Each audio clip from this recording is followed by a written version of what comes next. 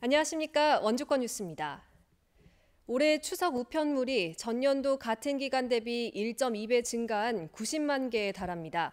우편물이 증가함에 따라 강원지방우정청은 다음 주 화요일까지 비상근무 체제에 돌입해 200여 명의 추가 인력을 투입하고 100여 대의 차량을 동원합니다. 우정당국은 비상근무 기간 동안은 부패성 있는 우편물을 제한하고 파손되기 쉬운 우편물은 견고히 포장해 취급 주의를 기재해달라고 당부했습니다. 원주시가 추석 명절을 맞아 고향을 찾는 귀성객과 방문객들을 대상으로 지역 관광자원 홍보 행사를 개최합니다.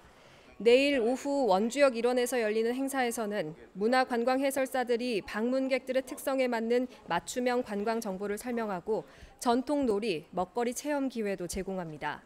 현장에서는 코레일에서 주최하는 추석 명절 행사도 함께 열려 다채로운 프로그램들이 진행될 예정입니다. 추석을 맞아 정치인이 명절 인사를 명목으로 선거 구민에게 금품을 제공하는 불법 행위에 대한 선관위 특별 단속 활동이 펼쳐집니다. 강원도 선거관리위원회는 내년 4월 15일로 예정된 제21대 국회의원 선거를 앞두고 선거 구민에게 귀향, 귀경버스를 무료로 제공하거나 대합실 등에서 다과나 선물을 제공하는 등 위법 행위를 단속할 예정입니다. 유권자도 정치인에게 금품이나 음식물 등을 받을 경우 최고 3천만 원의 범위에서 과태료가 부과될 수 있습니다. 추석 연휴 기간 도내 학교와 교육기관의 주차장이 무료로 개방됩니다. 강원도교육청은 오늘 12일부터 15일까지 도내 초중고등학교와 교육청, 직속기관 등 367곳의 주차장을 일반인에게 무료로 개방할 방침입니다. 주차장 개방 정보는 도교육청 홈페이지나 공공데이터 포털, 주차정보 앱 등에서 검색할 수 있습니다. 한편 광해관리공단도 원주 혁신도시 본사 사옥의 지상주차장 87면을 작년부터 명절 연휴 기간마다 시민에게 개방하고 있습니다.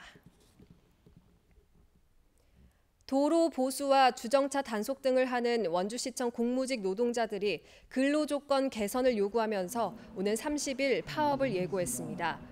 전국 공공운수노조 원주시 공무직 지부는 최근 조합원 총회에 참석한 174명 가운데 93.7%의 동의를 얻어 오는 30일부터 기본급 등 임금 인상을 요구하기 위한 파업에 들어간다고 밝혔습니다. 노조는 강원도 내 비슷한 규모의 춘천시나 강릉시와 비교해도 임금이 70% 수준에 그치고 있다며 시급히 기본급과 명절 수당을 올려줄 것을 원주시에 촉구했습니다. 청년 사회적 기업가들의 성장을 돕는 소셜 캠퍼스 온 강원이 상지대학교에 문을 열었습니다. 고용노동부와 한국사회적기업진흥원이 운영하는 사회적 기업 성장지원센터는 도내 50개 사회적 경제 스타트업 기업이 사용할 수 있는 사무 공간과 회의실, 편의시설 등을 갖췄습니다. 센터 측은 오늘 개소식과 함께 플리마켓을 열어 도내 사회적 경제 기업의 상품을 전시하고 판매 행사도 진행했습니다.